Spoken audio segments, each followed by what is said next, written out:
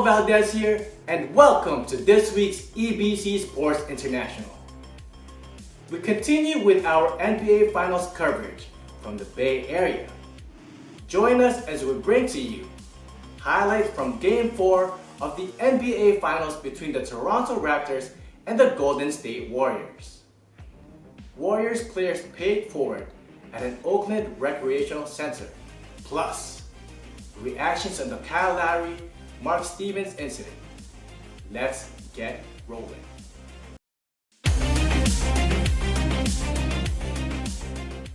Will the Toronto Raptors head home with a 3-1 series lead, or will Steph Curry and the Warriors endure and soldier through their toughest battle to another NBA championship title?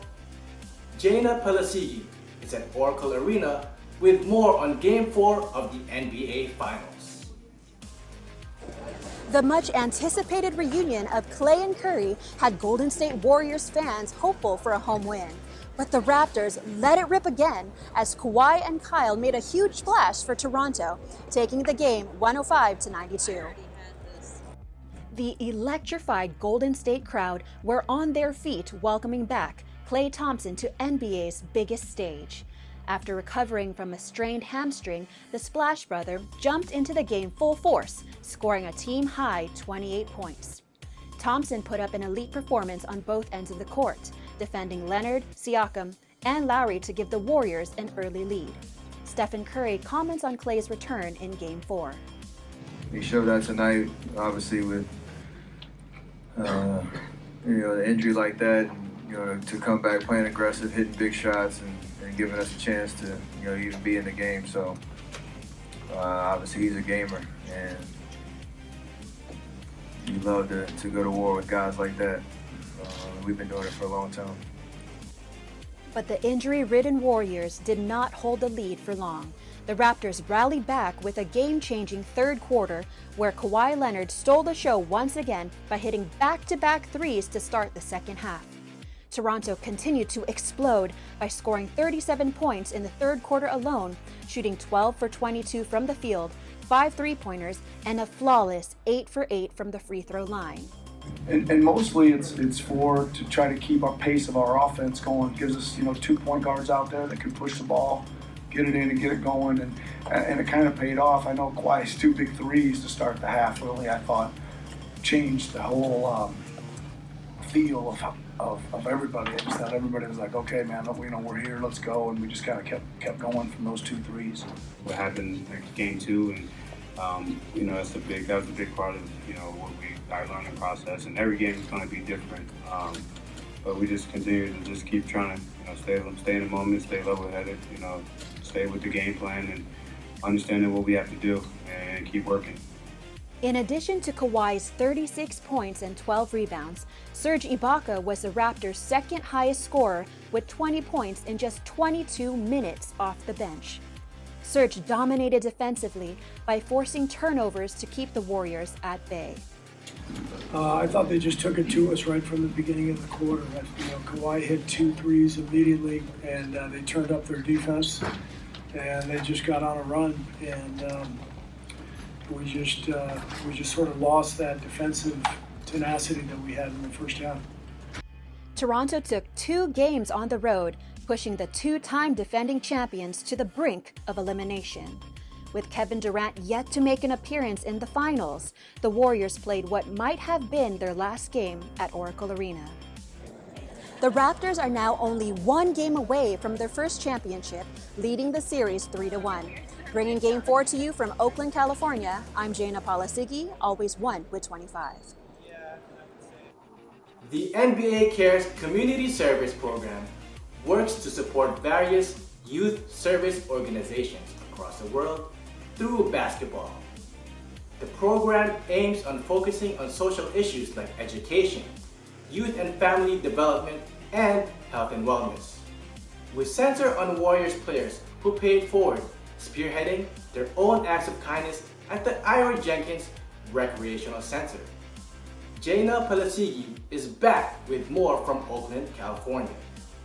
Before heading to the floor for Game 4 of the NBA Finals, the Golden State Warriors invest time in their community by joining in the celebration of the new NBA Cares Learn and Play Zone at the Ira Jenkins Recreation Center.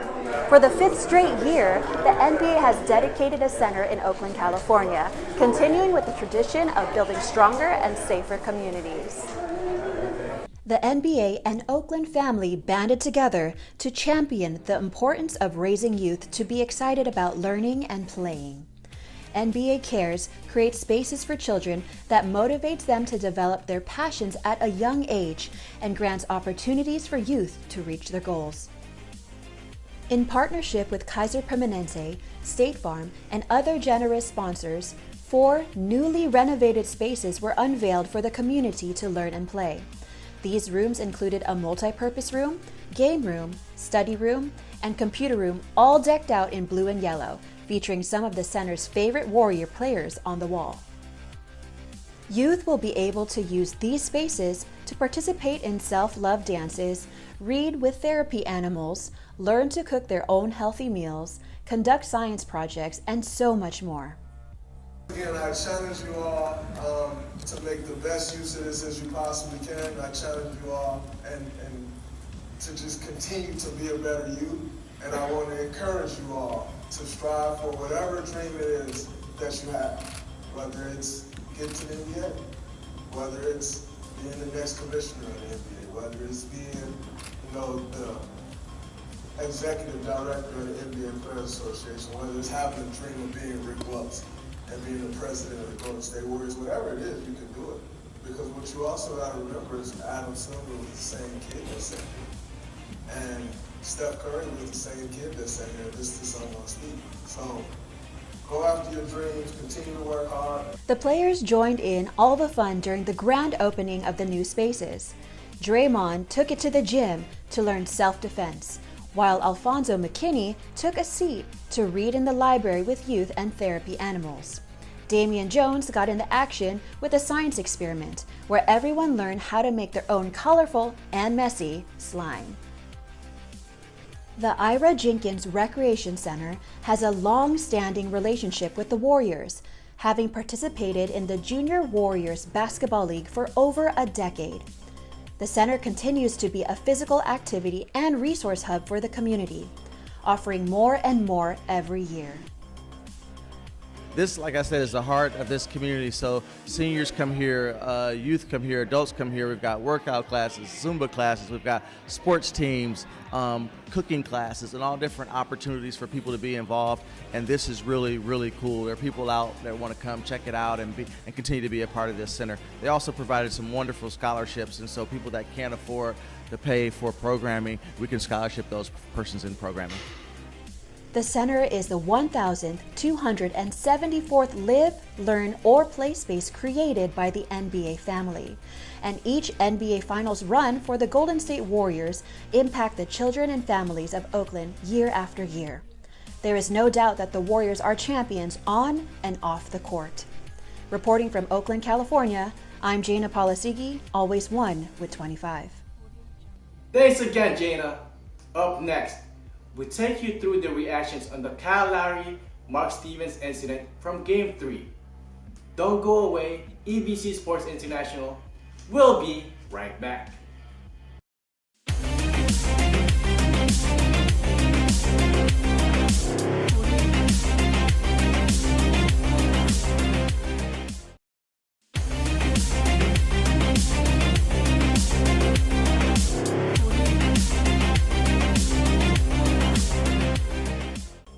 And we are back. This is EBC Sports International. I am Carlo Valdez. An unfortunate incident occurred during Game 3 when Raptors guard Kyle Lowry was shoved while diving for a loose ball. The fan that pushed Lowry was Warriors investor Mark Stevens. The incident occurred during the fourth quarter, where Stevens also made obscene gestures to the All-Star guard. The Warriors' part owner was escorted out of Oracle Arena. Before his identity was revealed on Thursday, Lowry referred to Stevens as a fan that should be banned from all NBA games forever. As for that fan, there's no place for that. You know, he had no reason to touch me. He had no reason to reach over 2 seats and then say some vulgar language to me. There's no place for people like that in our league. And you know, hopefully he never comes back to an NBA game. Warriors issued a statement extending their sincerest apologies to Larry and the Raptors. Stevens is not permitted to attend any games for 1 year and fined him $500,000 for his actions. Players reacted to the incident, including LeBron James, who posted on his Instagram a heartfelt message in which he stated that incidents like that should not happen in this beautiful game. Got involved with Kyle Lowry last night. It was unfortunate. It was very cool. We'll give him a little benefit of the doubt because if he does better, it was like a hard punch, but just kind of forceful show. He shouldn't have done it. I know he knows that. I think he'll make an answer. Thank you very much. Player interaction, but in this case, an owner-player interaction. He should know better, obviously. Obviously, the punishment should be, I guess, more. I don't know what it is going to be, but it should be more than what they've given the average fan because he should know better. So there's no place for that in our game, in our league, and he knows that. And tip my hat off to Kyle for being as cool as he was and reacting. I don't know how I reacted. Obviously, he's an older gentleman. So I don't know how I reacted in that situation. But the guy, you know, blatantly pushed him. Kyle wasn't even near him. Went across 1 or 2 people to get to him.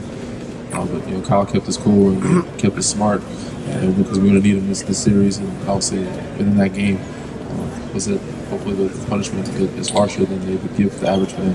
NBA Commissioner Adam Silver weighed in on the incident. Their feedback was taken into consideration.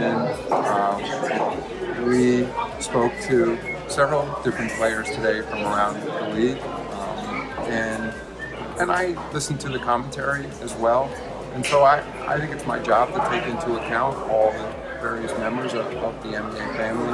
And as I said, I'd like to think that whether there's an issue that involves a team investor, as the case here, or a player, that everyone's afforded due process and that we don't necessarily respond to immediate sentiment that of the most dramatic thing we could do in a situation, but that we act in a way we would expect people to act towards us if we had made a mistake. And I think ultimately here, there's no question Mr. Stevens made a terrible mistake. And from my standpoint, he's paying an enormous price for it. Not just in terms of the discipline, the ban, and the fine, but reputationally in this community as well. And my sense is he really understands that and has taken it to heart as well. And just as I said earlier, this is not something that has happened in my tenure in the NBA, and I don't expect it to happen in the future.